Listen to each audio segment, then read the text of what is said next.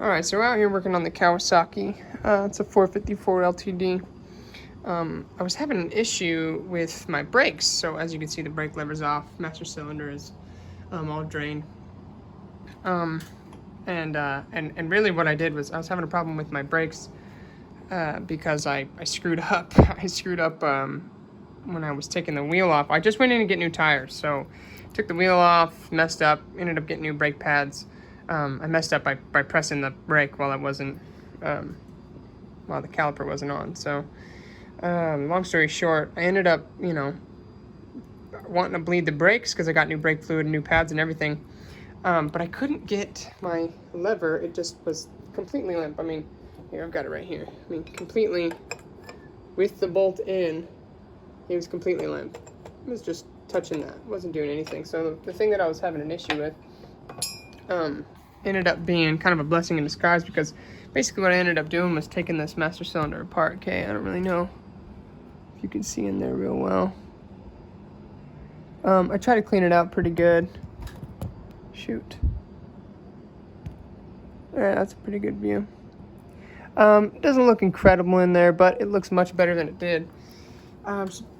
Basically, took that master cylinder apart, and this piston, it has a spring. I mean, it's supposed to have a spring on this side, and this little O-ring right here goes inside this little seal spot right here. So what I'm doing is I took the spring off because that goes on the inside.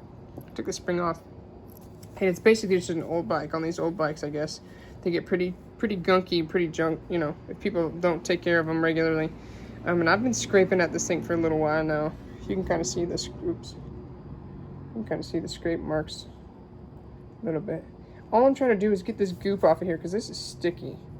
So if you're having a problem, doing that with this model too, I don't know if it's like a model specific thing. It seems like a pretty general thing for an old bike, but I took this little precision screwdriver, a little flathead precision screwdriver, and I just have been scraping it like this. I can't really show you and do it at the same time, but I've just been scraping it like this. Okay, so then what I'll do at the end of all this is I'll put this rubber O-ring back on this. Okay, I'm gonna probably hit it with WD-40 and wash it with, a toothbrush.